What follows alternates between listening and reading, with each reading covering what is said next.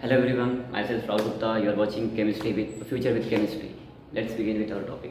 So guys, आज का हमारा टॉपिक है KYBSc इनऑर्गेनिक केमिस्ट्री में सेम 6 यूनिट 1 चैप्टर 1 जो हम पहले से स्टार्ट कर चुके हैं। मैंने इंट्रोडक्शन कंप्लीट किया हुआ है क्रिस्टल फील्ड थ्योरी पे एंड हमने क्रिस्टल फील्ड स्प्लिटिंग क्या होती है उसका भी इंट्रोडक्शन किया हुआ था। आज की वीडियो में हम कंप्लीट करेंगे अल्ट्राहेड्रल फील्ड की जितनी भी क्रिस्टल फील्ड स्प्लिटिंग्स होती है, क्या ज्योमेट्रीज होती है, क्या स्टेरियोकेमिस्ट्रीज होती है, हम सब डन करेंगे। ओके आज so let's begin with our topic that is crystal field splitting in octahedral complexes. तो ऑक्टाहेड्रल कॉम्प्लेक्सेस होते क्या, अरेंजमेंट क्या होती है, ये समझने से पहले crystal field splitting in octahedral में कॉम्प्लेक्सेस में कैसा होता है वो समझने से पहले हम क्या देखेंगे कि स्प्लिटिंग होती क्या एक्चुअली, स्प्लिटिंग अराइज कैसे होती है। तो मैंने इंट्रोडक्शन पार्ट में आपको एक्सप्लेन किया था that what assumptions of crystal field theory. The fourth assumptions क्या बोलती है एजम्पशन की क्रिस्टल फील्ड थ्योरी की, उसने ये कहा हमसे कि the metal orbitals which are directly facing the ligand, ऐसे मेटल्स के orbital D orbital specially which are directly facing the D orbital, metal orbitals which are directly facing the ligand, ऐसे metals के ऑर्बिटल जो कि directly ligand को face करेंगे, उनके साथ क्या होगा गाइस, यस राइट, वो अंडर रिपल्शन जाएंगे, they will experience more repulsion. Okay, यही फेनोमेना है, यही रीज़न है कि स्प्लिटिंग अराइज होती है जो कि डी ऑर्बिटल की ये डीजेनरेट स्टेट है वो ब्रेक हो जाती है। कैसे होता है, स्प्लिटिंग होती है क्या, वो हम देखेंगे। तो फोर्थ एजम्पशन का जो रिजल्ट है वो मैंने यहाँ पे लिखा हुआ है। फोर्थ एजम्पशन ने डेफिनेशन क्या दिया स्प्लिटिंग का, क्या बेसिस था, क्या फॉर्मेट दिया उन्होंने, वो पहले चेक करेंगे। तो स्प्लिटिंग क्या था उन्होंने, तो splitting of 5 degenerate orbital. Yes guys, आपको पता होगा कि डी ऑर्बिटल्स में कितने ऑर्बिटल्स होते हैं, सब ऑर्बिटल्स 5 होती है, 1 2 3 4 5, dxy dyz dxz and dxy minus y square and dz square, ये 5 ऑर्बिटल्स है डी के। ओके, इसमें से दो को हम स्टार्टिंग के जो 3 ऑर्बिटल्स हैं उनको T2G ऑर्बिटल्स बोलते हैं एंड एंडिंग के 2 हैं उनको EG ऑर्बिटल्स बोलते हैं। ये एक्सप्रेशन कॉमन बेसिक थिंग है इसका। सो CFT ने क्या बोला, CFT बोलती है yes what it says, splitting of 5 degenerate orbitals. कौन से orbitals, D orbitals specially of free metal ion. Yes, जब भी मान लो कि मेरे पास कोई क्रोमियम या कोबाल्ट का एक फ्री एटम है, ओके, क्रोमियम इसका एक फ्री एटम है और फ्री स्पेस में, अभी तक उसने कॉम्प्लेक्स नहीं बनाया हुआ है, तो कौन से स्टेट में रहेगा, फ्री मेटल आयन स्टेट में रहेगा। तो उसी को उन्होंने कहा कि वो मेटल फ्री मेटल आयन के स्टेट में है। बट हम कॉम्प्लेक्स की स्टडी कर रही है, कॉम्प्लेक्स स्टेट में कॉम्प्लेक्स की स्टडी करते समय हम क्या कंसिडरेशन करते हैं कि मेटल एंड लिगैंड का इंटरैक्शन, राइट। सो जब भी फ्री मेटल आयन पे लिगैंड का अप्रोच होगा तो क्या होगा, क्या मेटल आयन्स के जो लोब्स है उनका अरेंजमेंट क्या होगा। ओके, लिगैंड जब डिफरेंट लिगैंड अप्रोच करेंगे तो क्या होगा मेटल आयन के साथ। ओके, उसकी फ्री स्टेट में जब था वो डीजेनरेट स्टेट में है, ठीक है, ये इसका डीजेनरेट स्टेट है। Normally degenerate state means all orbital energies of all orbitals are the same. Okay, so the splitting of 5 orbitals, 5 degenerate orbitals, d याद रखो degenerate बोला गया मतलब स्टार्टिंग में जो एनर्जीज है ऑर्बिटल्स की वो सेम है। ओके, तो splitting of 5 degenerate d orbitals of the free metal ion due to, किसकी वजह से स्प्लिटिंग किसकी वजह से हो रही है, due to ligand field into the groups having a different energy guys। Splitting किसकी वजह से होने वाली है, कंफर्म हो गया। ओके गाइस, स्प्लिटिंग किसकी वजह से होने वाली है, ये तो कंफर्म हो गया। स्प्लिटिंग होने वाली है due to approach of ligand, different ligand approach करेंगे उसकी वजह से क्या होगी, स्प्लिटिंग होगी। So let's begin. इतना तो टॉपिक हो गया, डेफिनेशन समझ चुके हैं हम कि स्प्लिटिंग क्या होने वाली है, स्प्लिटिंग किसकी होने, डी ऑर्बिटल की होने वाली है। सो अब हम देखेंगे कि आज का जो हमारा टॉपिक है वो है ऑक्टाहेड्रल कॉम्प्लेक्सेस का। तो हम लोग ये देखेंगे ऑक्टाहेड्रल कॉम्प्लेक्सेस में अरेंजमेंट कैसा होता है। स्प्लिटिंग देखने से पहले हम ये देखेंगे कि ऑक्टाहेड्रल कॉम्प्लेक्स एम्प्टी स्पेस में अगर मैं 3 डायमेंशन इमेजिन करें, अगर हम उसकी स्पेस कैसे होगी, उसके अरेंजमेंट कैसे होंगे, सेंट्रल मेटल आयन और लिगैंड का। तो जब भी हम ऑक्टाहेड्रल कॉम्प्लेक्सेस की बात करते हैं तो वहाँ पे लिगैंड कितने अप्रोच होते हैं। यस गाइस, ये नोट है, आप लिख कर रखना है इस नोट को कि जब भी हम ऑक्टाहेड्रल कॉम्प्लेक्सेस की बात करें तो उस समय पे 6 लिगैंड अप्रोच करते हैं। कितने लिगैंड अप्रोच करेंगे, यस 6 लिगैंड अप्रोच करेंगे।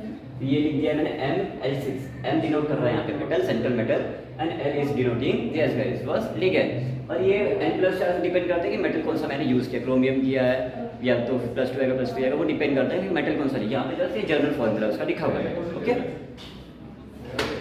अब ये हम इसकी स्टेरियोकेमिस्ट्री स्टडी करेंगे कि इसका अरेंजमेंट कैसा है 3D स्पेस में। तो यहाँ पे मैंने N+ लिखा हुआ है, ये क्या है, इसका सेंट्रल मेटल है कॉम्प्लेक्सेस का। ये जो मैंने ML6 लिखा है ये कॉम्प्लेक्स का एक जनरल फॉर्मूला है। ओके, तो ये M हो गया ऐसा सेंट्रल मेटल है और ये लिगेंड्स हो गए। मैंने क्या कहा आपकी, जब हम लोग ऑक्ट्राइडल कॉम्प्लेक्सेस का केस का डिस्कशन कर रहे हैं तो वहाँ पे लिगेंड कितने अप्रोच करेंगे, 6 लिगेंड अप्रोच करेंगे। काउंट कर लेते हैं 6 लिगेंड्स को, 1 2 3 4 5 एंड 6 है ना गाइस। देखो ये मैंने जो अरेंजमेंट किया ऑक्ट्राइडल कॉम्प्लेक्स होती कैसी है, अगर ये बुक को मैं कंसीडर करूँ, ये प्लेन है, ठीक है, इसके प्लेन के 4 corners, okay, metal central metal ion कहाँ होगा, बुक के एकदम सेंटर में होगा। एंड जो लिगेंड्स है, लिगेंड की अरेंजमेंट कैसे होगी, 4 कॉर्नर्स पे होंगे, 1 2 3 4, और बचे हुए 2 कैसे होंगे, एक्सियली होंगे, ओके, एक टॉप पे होगा एक बिलो होगा। दस ये हो गया ऑक्ट्राइडल कॉम्प्लेक्स का अरेंजमेंट। ऑक्ट्राइडल कॉम्प्लेक्स का अरेंजमेंट हो गया, देख लिया गया आपको सेंट्रल मेटल आयन मैंने यहाँ पे शो किया, कैटायन जो लिगेंड्स होंगे यहाँ पे एनायन होंगे, जो लिगेंड्स का मैंने अप्रोच किया होगा, बस गाइस होप आपको इतना समझ गया। नेक्स्ट पॉइंट ऐसा है कि ऑक्ट्राइडल कॉम्प्लेक्स का ये सीएफटी का फोर्थ एजम्पशन पे वापस आ जाते हैं। फोर्थ एजम्पशन क्या बोलती है आपसे, यस गाइस, लिगेंड जब अप्रोच करेगा, ठीक है, जब लिगेंड अप्रोच करेगा कॉम्प्लेक्सेस में, तो मेटल के ऑर्बिटल्स, जो मेटल के ऑर्बिटल्स को डायरेक्टली फेस करेंगे, उनकी एनर्जी क्या होनी चाहिए, ये उनकी एनर्जी रेस्ट हो जाएगी, बस some amount of energy rest होगी, वो हम देखेंगे नेक्स्ट इसी वीडियो में देखेंगे कि एनर्जी कितने अमाउंट से कितने एवरेज एनर्जी में चेंजेस आते हैं, वो सब चेक करेंगे। लेकिन जब भी मेटल ऑर्बिटल्स डायरेक्टली फेस करेंगे लिगेंड्स को, तो पर्टिकुलर जो भी ऑर्बिटल फेस कर रहे हैं उनकी एनर्जी रेस्ट हो जाएगी, और जो ऑर्बिटल फेस नहीं कर रहे वो क्या हो जाएंगे, लोअर एनर्जी में जाएंगे। तो वो कैसे होगा गाइस, तो ऑक्टाहेड्रल के केस में क्या होता है, लिगेंड जो होता है वो कॉम्प्लेक्सेस में मेटल ऑर्बिटल में कैसे अप्रोच करता है, अलोंग द एक्सिस करता है। अभी देखो गाइस, ये है जेड एक्सिस, ये एक्स एक्सिस एंड ये वाई एक्सिस। मैंने जैसे कहा कि ऑक्टाहेड्रल के केस में लिगेंड अप्रोच करेंगे along the axis, along the axis करेंगे मतलब लेट्स एक्सप्लेन दिस, ये हो गया मेरा वाई एक्सिस, तो ये हमारा लिगेंड यहाँ से आ रहा है, ओके, ये हो गया एक्स एक्सिस और ये हो गया जेड एक्सिस, ओके। अब मैं ये तो हो गया कि यहाँ से लिगेंड अप्रोच कर रहा है, लिगेंड अप्रोच कर रहा है यहाँ से, तो मैंने ये बोल दिया कि लिगेंड अप्रोच कर रहा है अलोंग द एक्सिस, तो मतलब ये ऑक्टाहेड्रल के केस में क्या होगा, अलोंग द एक्सिस। अगर आपको डी ऑर्बिटल का शेप याद आ रहा होगा, मैंने उसमें बताया था कि ईजी ऑर्बिटल जो होते हैं, डबल डीजेनरेट ऑर्बिटल, वो कहाँ पे होते हैं, यस अलोंग द एक्सिस होते हैं गाइस। और T2G ऑर्बिटल्स, इसमें से जो ये दिख रहा है आपको D X Y, D Y Z and D X, ये बिटवीन द एक्सिस होता है, एंड ये जो दिख रहा है आपको D X square Y square minus D X square minus Y square and D Z square, ये कहाँ पे होता है गाइस, यस ये बिटवीन अलोंग द एक्सिस होते हैं।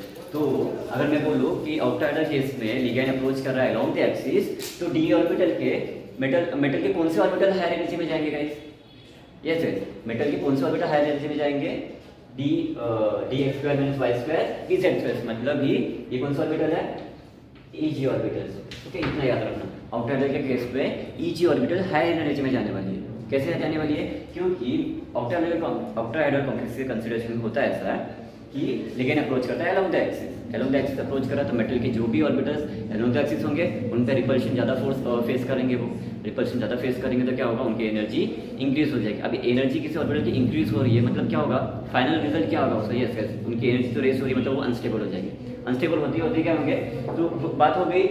अभी ये ऑर्बिटल्स ईजी ऑर्बिटल्स तो हायर एनर्जी में चले गए, बाकी ऑर्बिटल्स का क्या, जो बिटवीन द एक्सिस है, अभी ये बिटवीन द एक्सिस कौन से होता है, D X Y, D Y Z and D X Z, ये ऑर्बिटल्स तो बिटवीन द एक्सिस है ना, तो एक्सिस है तो उनका बेनिफिट ये हो जाता है कि उनका रिपल्शन जो है लिगैंड का वो कम फेस करते हैं उस चीज़ को, और इसी की वजह से क्या होता है कि वो जो ये T2G ऑर्बिटल्स है उनकी एनर्जी लोअर हो जाती है और स्टेबल हो जाते हैं। हैज़ पर में अगर मैं कॉम्प्लेक्स बनाने का मैं सोच रहा हूँ मुझे कॉम्प्लेक्स बनाना है मेटल और लिगैंड के साथ, तो मैं क्या सोचूंगा, जहाँ पे स्टेबल स्टेट है वहाँ पे मैं फीलिंग ऑफ इलेक्ट्रॉन करूँगा, राइट, यस।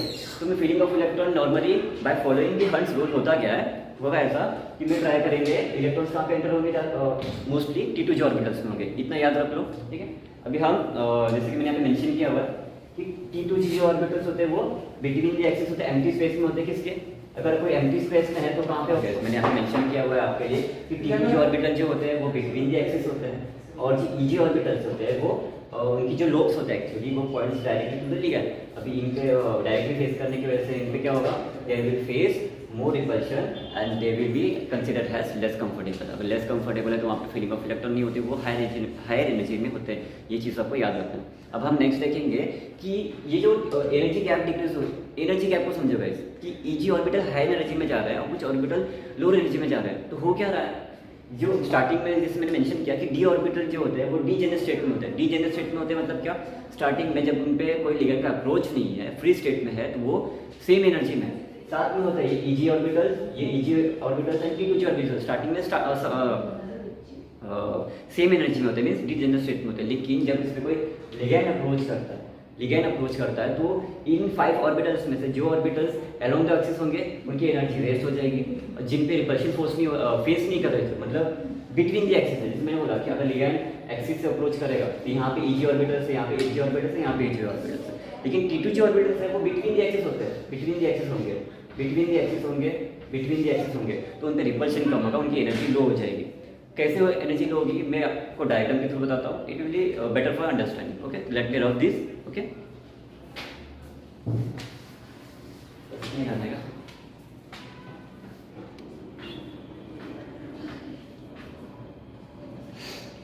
सो गाइस मैंने रफ करके डायग्राम में रिप्रेजेंटेशन कैसे, मतलब स्प्लिटिंग कैसे होने वाली ऑर्बिटल की ये मेंशन कर रखा है। आप let's be ready with your book and pen. मैंने फर्स्ट वीडियो में भी आपको एक्सप्लेन किया हुआ था कि वीडियो देखकर दिमाग में जाएगा नहीं, ठीक है। इन ऑर्गेनिक केमिस्ट्री का सिंपल सा फंडा है, देख रहे हो, सुन रहे हो, लेकिन लिखना भी इंपॉर्टेंट है। जितना लिखोगे उतना दिमाग में जाएगा। सो गाइस बुक के साथ उसको लिखना भी, जो ब्लैक बोर्ड पे है वो आपके बुक में भी होना चाहिए, ठीक है। सो let's begin with our topic जो कि था हमारा crystal field splitting of data complexes पे। ओके, हमने ये डेफिनेशन जो लिखा हुआ था फिर से एक बार रीड कर लेते उसको, उसमें क्या बोल रहा है। ओके, सो क्या बोल रही है CFT आपको, yes it is saying that the splitting of 5 degenerate orbitals. क्या स्प्लिटिंग हो रही है, ये आज चीज मेंशन कर दो, मैं इसको हाईलाइट करूंगा। Splitting, okay, the splitting of 5 degenerate का मतलब क्या होता है गाइस, मैंने स्टार्टिंग में बताया आपको। डीजेनरेट का मतलब होता है हैविंग सेम एनर्जी। जो स्टार्टिंग में जो लो ऑर्बिटल्स है, डी ऑर्बिटल 5 ऑर्बिटल्स, एक कौन से स्टेट में, सेम एनर्जी में, मतलब डीजेनरेट स्टेट में, तो उन्हीं का क्या होने वाला है, स्प्लिटिंग होने वाला है। Splitting of 5 degenerate D orbitals of the free metal ion. ये ऑर्बिटल किसके है गाइस, लिगैंड के नहीं है, मेटल आयन के। सेंट्रल मेटल आयन जो था, मैंने डायग्राम बनाया हुआ था, यहाँ पे फिर से बना देता हूँ। ये मेटल है और ये ये हो गया, ये सेंट्रल, ये एक्सिस हो गया Z, ये हो गया X, और ये हो गया आपका Y एक्सिस। ये Y एक्सिस है, ये X है और ये Z है। तो यहाँ पे सेंट्रल मेटल एटम है ना कॉम्प्लेक्सेस का। ओके, इसी को हम बोल रहे हैं कि ये मेटल फ्री स्टेट में। ओके, इतना याद रखो, फिर नेक्स्ट हम आगे जाते हैं। वापस मैं रिपीट करता हूँ, the splitting of 5 degenerate D orbitals of the free metal ion, ठीक है। स्प्लिटिंग किसकी वजह से हो रही है, due to ligand field, okay, into groups having the different energies. 3 points को आपको याद रखना है। स्प्लिटिंग हो रही है इसकी डीजेनरेट ऑर्बिटल से फ्री मेटल एटम किनका हो रहा है, due to approach of ligand. और कैसे हो रहा है, डिफरेंट एनर्जी में हो रही है। इतना इंपॉर्टेंट है कि जो स्प्लिटिंग हो रही है वो डिफरेंट एनर्जीज में होने वाली है। तो डायग्राम में तो एक्सप्लेन करूंगा। स्टार्टिंग में जो ऑर्बिटल्स है, 5 ऑर्बिटल्स डीजेनरेट स्टेट में है, लिगैंड में अप्रोच है। अभी सेकंड स्टेप वाइज, ओके, ये first step, ligand free state में, metal free metal, okay, metal ions free state में,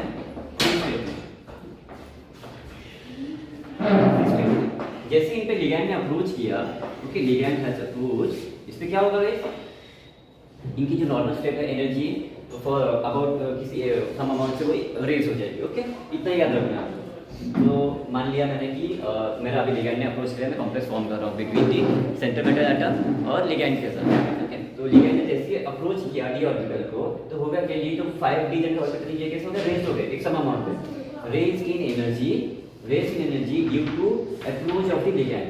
इतना याद रखना कि सेकंड स्टेप में क्या होती है, पूरी जो ऑर्बिटल है वो डीजेनरेट स्टेट में टूट जाती है, ब्रेक हो जाती है, और वो सम अमाउंट ऑफ एनर्जी से रेज हो जाती है। क्यों होता है गाइस, CFT का सेकंड एजम्पशन क्या बोला उसने, apart from the electrostatic force of attraction there will be exist an electrostatic force of repulsion between electrons of the metal and ligand, negative field created by the ligand. Okay, यही case है, जैसे approach हो रहा है positive और negative point charge में electrostatic force of attraction create हो रहा है, ये कॉम्प्लेक्स तो फॉर्म कर रहे हैं, बॉन्ड फॉर्म हो रहा है इसमें लिगैंड का डेटिव बॉन्ड फॉर्म हो रहा है, लेकिन वहाँ पे फोर्स ऑफ रिपल्शन होने की वजह से जो एनर्जी इनकी स्लाइटली इंक्रीज हो जाती है। ओके, सेकंड स्टेप भी इजी है। अभी आते हैं मेन थिंग है, जितने भी आप कॉम्प्लेक्स स्टडी करोगे ना, ऑक्टाहेड्रल, टेट्राहेड्रल एंड स्क्वायरहेड्रल, इसमें यहाँ तक सेकंड स्टेप तक सब कुछ सेम रहने वाला है। चेंजेस होने वाले कहाँ से, थर्ड स्टेप में होने वाले, कि अभी डिपेंड क्या कर रहा है कि लिगैंड अप्रोच कर रहा है वो अलोंग द एक्सिस कर रहा है, अलोंग या बिटवीन द एक्सिस कर रहा है, या कोई पर्टिकुलर एक्सिस को ये कर रहा है, अप्रोच कर रहा है ओनली। तो हम पढ़ रहे हैं ऑक्टाहेड्रल केस, क्या पढ़ रहे हैं हम ऑक्टाहेड्रल, और मैंने डिफाइन किया था। और नोट याद रखना इस चीज़ को गाइस कि जब भी ऑक्टाहेड्रल कॉम्प्लेक्सेस फॉर्म होंगे तो लिगैंड कहाँ पे अप्रोच करेगा, yes guys along the axis से अप्रोच करेगा। Along the axis D orbital के कौन से ऑर्बिटल रहते हैं, यस ईजी ऑर्बिटल रहते हैं। तो ईजी ऑर्बिटल से क्या होगा, उनकी एनर्जी स्लाइटली क्या होगी, इंक्रीज हो जाएगी।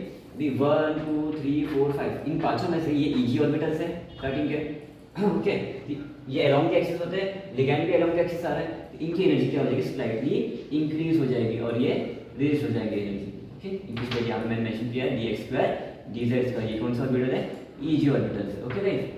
हायर एनर्जी में चलेगा, अभी हायर एनर्जी में चलेगा तो क्या होगा गाइस, जब भी कोई ऑर्बिटल हायर एनर्जी में एग्जिस्ट करता है तो क्या होता है उनका, वो अनस्टेबल हो जाते हैं, क्या होता है, अनस्टेबल, मैं लिख देता हूँ, अनस्टेबल में चले जाएंगे और दे विल बी एक time less comfortable, okay less comfortable, done. अभी बात होगी जिनमें डायरेक्ट फेस कर रहे थे और ईजी ऑर्बिटल डायरेक्टली फेस कर लिगैंड को, ये कौन सा स्टेट, हाई स्टेट में चलेगा। बात रह जाती है ईजी T2G ऑर्बिटल्स, इनके साथ क्या होगा। अभी ये T2G ऑर्बिटल्स जो होते हैं वो बिटवीन द एक्सिस होते हैं, कहाँ पे होते हैं, बिटवीन द एक्सिस, लेकिन हमारा लिगैंड कहाँ पे एलोंग द एक्सिस अप्रोच कर रहा है। तो ईजी ऑर्बिटल के साथ क्या होगा, उनका रिपल्शन कम फेस, वो रिपल्शन कम फेस करेंगे, रिपल्शन कम फेस करेंगे मतलब उनकी एनर्जी लोअर रहेगी, ओके लोअर रहेगी, मतलब वो अपने नॉर्मल स्टेट से जो पहले उनकी स्टेट थी उससे लोअर एनर्जी में चले जाएंगे, ओके।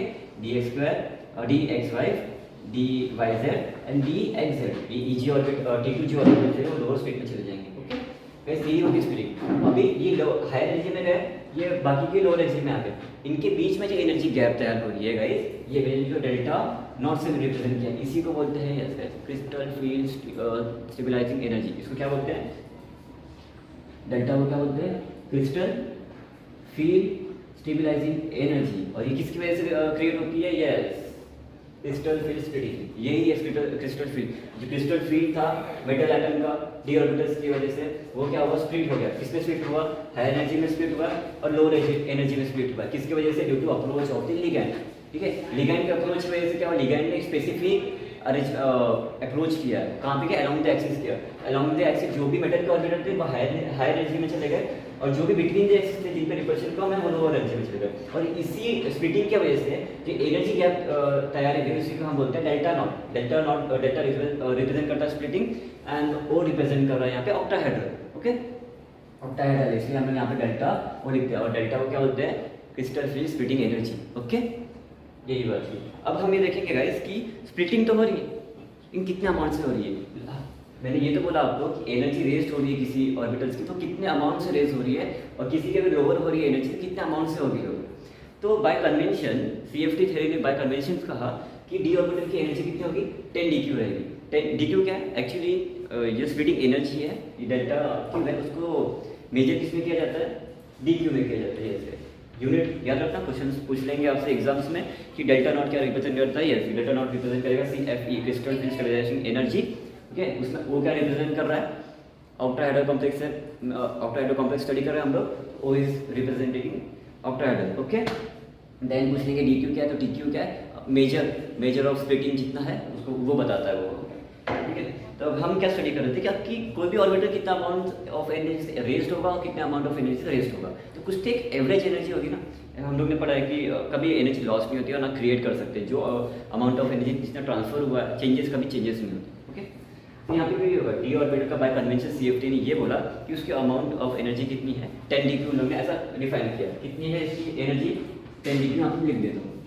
और लोगों ने ये कहा कि जितने यस सम अमाउंट से कुछ ऑर्बिटल ऊपर जाएंगे, सम अमाउंट से कोई ऑर्बिटल्स लोअर एनर्जी में जाएंगे, लेकिन कितने अमाउंट से जाएंगे, कहाँ तक चला जाएगा, या फिर इन्फिनिटी चला जाएगा, ये इन्फिनिटी ग्राउंड में चला जाएगा ना, इन्फिनिटी में नहीं जाएंगे। पर्टिकुलर वो लोग ने ये कहा हमसे कि वो 10 dq तक ही रहेंगे। इनकी एक एवरेज एनर्जी डिफाइन की CFT ने क्या डिफाइन की है, एवरेज एनर्जी, वो कितनी है 10 dq।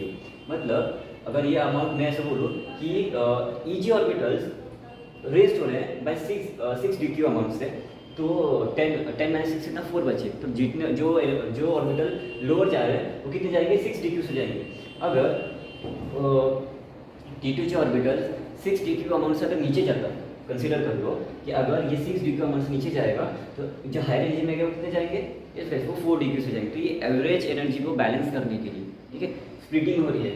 एक जो स्टेबल ऑर्बिटल था उनकी स्प्लिटिंग किस वजह से, लिगैंड के अप्रोच से, लेकिन किसी भी कॉम्प्लेक्स को स्टेबल होने के लिए वो क्या ट्राई करेगा, अपने एवरेज एनर्जी को मेंटेन करने के लिए, ठीक है। स्प्लिटिंग तो हो रही है, मैं मानता हूँ कि यार डिजेनरेट स्टेट में चलेगा, अनस्टेबल हो गया लिगैंड के अप्रोच की वजह से, लिगैंड सिर्फ अराउंड द एक्सिस कर रहा है, बाकी पे रिपल्शन कम हो रहा है, कुछ पे रिपल्शन ज़्यादा हो रहा है, तो ये अनस्टेबल स्टेट है। इसीलिए इस अनस्टेबल स्टेट को मेंटेन करने के लिए, खुद के एवरेज एनर्जी को मेंटेन करने के लिए ये ईजी ऑर्बिटल ना 6 DQ से हायर एनर्जी में जाता है, और ये जो T2J ऑर्बिटल से वो इतना 4 DQ अमाउंट से लोअर में जाते हैं। बस गाइस इतना ही, ये आपको याद रखना है। देखो मैं स्टेप वाइज वापस रिपीट करता हूँ। फर्स्ट स्टेप क्या था, डिजेनरेट स्टेट में थे, कॉम्प्लेक्स का अप्रोच हुआ। सेकंड स्टेप क्या हुआ, लिगैंड ने अप्रोच किया, लिगैंड जैसे ही अप्रोच कर रहा है तो क्या होगा, इनकी एनर्जी स्लाइटली रेज्ड हो जाएगी, okay, due to repulsion between the metal electrons of the metal valence orbitals के एंड लिगैंड के, इनके बीच में एनर्जी रेस्ट होगी। थर्ड स्टेप क्या है, splitting of orbital. Splitting of orbital किसकी वजह से होगा, ये डिपेंड करेगा कि लिगैंड कौन से एक्सिस कहाँ पे अप्रोच कर, कैसे अप्रोच कर रहा है, ओके। एलोंग द एक्सिस कर रहा है, ऑक्टाहेड्रल केस में एलोंग द एक्सिस ये वाले ऑर्बिटल थे ईजी ऑर्बिटल्स, तो इनकी एनर्जी रेस्ट हो गई, ये अब बाय 6 DQ मेजर से क्या हो गया, रेस्ट हो गई, ओके। और ये जो ये T2J ऑर्बिटल है उन पे रिपल्शन फेस वो कम कर रहे हैं, लोअर एनर्जी में चले गए, ओके, लोअर एनर्जी में चले गए। ये जो भी ऑर्बिटल्स, जब भी हम बोलते हैं कि जो लोअर एनर्जी, जिसके पास लोअर एनर्जी होती है वो स्टेबल माना जाता है, ओके। तो ये और कुछ नहीं है गाइस कि जो T2J ऑर्बिटल्स है वो लोअर एनर्जी में है, we are done with this, और कुछ भी नहीं है। हमको बस 3 स्टेप को याद रखना है। फर्स्ट स्टेप ये है कि डिजेनरेट स्टेट में फ्री मेटल का स्टेट है। सेकंड स्टेप क्या है, मेटल। सेकंड स्टेप क्या है, सेकंड स्टेप में ऑर्बिटल्स की एनर्जी रेस्ट हो जाती है। और थर्ड स्टेप ये था हमारा, क्या डिपेंड करता है कि लिगैंड कैसे अप्रोच कर रहा है। तो ऑक्टाहेड्रल केस में हमने पढ़ा कि अलोंग द एक्सिस है, बस इसलिए स्प्लिटिंग जो मेटल ऑर्बिटल इसको फेस कर डायरेक्टली फेस करेंगे उनकी एनर्जी हायर है, और जो फेस नहीं करेंगे एम्प्टी स्पेस में जो भी है उनकी एनर्जी रेस्ट है। तो ये मैंने यहाँ पे लाइन लिख कर रखी है, दिख रहा होगा आपको, यहाँ पे क्या लिखा है, बैरी सेंटर मिला। बैरी सेंटर क्या, जो ऑर्बिटल की जो एवरेज एनर्जी की स्टेट है उन लोग उसका डिवीजन कर रहा है कि इतने अमाउंट से एनर्जी रेस्ट होगी और इतने अमाउंट से एनर्जी क्या होगी, कम लोअर हो जाएगी, ओके। यही है, तो हर एक चीज़ का एक बैरी सेंटर होना चाहिए, मतलब डिवीजन कर सके, एक्सप्रेस हम उसको डिफाइन कैसे करेंगे कि हाँ इतने अमाउंट से एनर्जी रेस्ट हुई, इतने अमाउंट से एनर्जी लोअर हुई है। तो बाय कन्वेंशन उन्होंने एक मेजरमेंट क्रिएट किया, यस, बाय कन्वेंशन वो लोग बोल रहे हैं कि यस 10 DQ है एनर्जी, तो 10 DQ अगर मैं मान लूँ तो मेरे को डिफाइन तो करना पड़ेगा ना कि यस कौन सी स्टेट से। तो ये अगर सेंट्रल स्टेट अगर मैं इसको मानूँ जहाँ पे एनर्जी रेस्ट हुई है, अप्रोच हुआ है लिगैंड का, ओके, इस स्टेट से मैं क्या बोलूँगा कि यहाँ मैंने एरो बना रखा है, ये 6 DQ, ओके, इसका इस बैरी सेंटर से, और इसी बैरी सेंटर से एनर्जी लोअर होगी। तो ये बैरी सेंटर है, इसको याद रखना आप एग्जाम के पॉइंट ऑफ व्यू से। सिर्फ डायग्राम को 2 मार्क्स होते हैं एग्जाम में, नॉर्मली ये 5 मार्क्स के लिए आएगा आपको कि क्रिस्टल फिटिंग डिफाइन करो, ऑक्टाहेड्रल या टेट्राहेड्रल या स्क्वायर पैनल। तो हम सब देखेंगे, आज हमने ऑक्टाहेड्रल देखा हुआ है, ये 5 मार्क्स के लिए आएगा। ये पूरा डायग्राम को एटलीस्ट 1.5 मार्क्स हो गया तो 2 मार्क्स में डिपेंड करता है कि मार्क्स कहाँ पे वो आया हुआ। तो इतना इस चीज़ को याद रखना होगा आप लोग। क्या रह गया इसमें, यस गाइस, अब देख लेते हैं कि इसका एप्लीकेशन क्या होना चाहिए। क्रिस्टल स्प्लिटिंग का एप्लीकेशन कहीं ना कहीं तो होना चाहिए, यस गाइस। तो अभी स्प्लिटिंग तो हो गई है, तो इलेक्ट्रॉन का स्प्लिटिंग कैसे होगा, इलेक्ट्रॉन का डिस्ट्रीब्यूशन कैसे होना चाहिए इसमें। तो मान लो अगर मेरे पास वीक फील्ड लिगैंड है, वीक फील्ड लिगैंड जो गाइस होते हैं इसको नोट करके रखो कि वो ऑलवेज हंस रूल को फॉलो करता है। हंस रूल को फॉलो करेंगे मतलब क्या करेंगे, हंस रूल क्या बोलता है कि फीलिंग ऑफ इलेक्ट्रॉन या distribution of electron in orbital कैसे होगा, सिंगल पेयर होंगे। बाद में मान लो मेरे पास 6 इलेक्ट्रॉन है, तो फर्स्ट इलेक्ट्रॉन इसमें क्या 1 2 3, और बचे हुए इलेक्ट्रॉन्स जो है वो कहाँ जाएंगे, इसमें जाएंगे, हो गए 5, और बचा 1 इलेक्ट्रॉन, तो वो कहाँ जाएगा, इसमें जाएगा। ये इसको फॉलो किसको किया मैंने, हंस रूल को फॉलो किया, ओके। ये हंस फीलिंग ऑफ इलेक्ट्रॉन कैसे है, डिस्ट्रीब्यूशन ऑफ इलेक्ट्रॉन कैसे, हम नेक्स्ट वीडियो में देखेंगे, ठीक है। फिलहाल के लिए इतना ही काफ़ी था इसके अंदर। एप्लीकेशन की अगर मैं बात करूँ, एप्लीकेशन में डिस्ट्रीब्यूशन ऑफ इलेक्ट्रॉन ऐसा है कि इससे हम क्या फाइंड कर सकते हैं, ठीक है। क्रिस्टल स्प्लिटिंग आपको क्या बताने वाली है, डिस्ट्रीब्यूशन ऑफ इलेक्ट्रॉन से आपको क्या फाइंड मिलेगा, यस, उसकी मेटल प्रॉपर्टीज़ क्या है, स्पेक्ट्रल साइंस क्या है, वो पैरामैग्नेटिक है, डायमैग्नेटिक है, ठीक है, आपको इजीली दिख जाएगा। अभी कुछ ऑर्बिटल्स हाई एनर्जी में है, कुछ लोअर में है, तो यही एक रीज़न है कि जब वीबीटी में हम लोग ने ये देखा था उसकी लिमिटेशन उसमें देखने मिली। सेंट्रल मेटल सेम होते हुए भी क्या हो रहा था। होप गाइस आपको वीडियो समझ में आया होगा, बहुत ही ईजी और कुछ नहीं। फिर भी अगर किसी को आपको डाउट होगा इसमें तो कमेंट सेक्शन में कमेंट करो, मैं रिप्लाई कर दूंगा वहाँ पे किसी को। बहुत ही ईजी कॉन्सेप्ट है, आपको बस डी ऑर्बिटल के शेप्स पता होना चाहिए, कौन से ऑर्बिटल्स अलोंग द एक्सिस है कौन से नहीं है। मुझे ये पता था कि अलोंग द एक्सिस कौन से होते हैं, ईजी होते हैं। लिगैंड ने अलोंग द एक्सिस अप्रोच किया तो मैंने उसको हाई एनर्जी में रखा है। अब मुझे ये भी पता है कि जो ऑर्बिटल्स बिटवीन है एक्सिस से रिपल्शन कम फोर्स करेंगे उनको नीचे आना है। हर केस में बस इतना याद रखना है आपको कि डी ऑर्बिटल की शेप याद रखना इंपॉर्टेंट है, और जो भी कॉम्प्लेक्सेस का ज्योमेट्री है उसमें लिगैंड कैसे अप्रोच करें ये याद रखना है आपको। ठीक है, सिंपल है। वो गाइस आपको वीडियो समझ में आया होगा। Thank you. Future with chemistry को लाइक करो एंड शेयर करो। Thanks guys.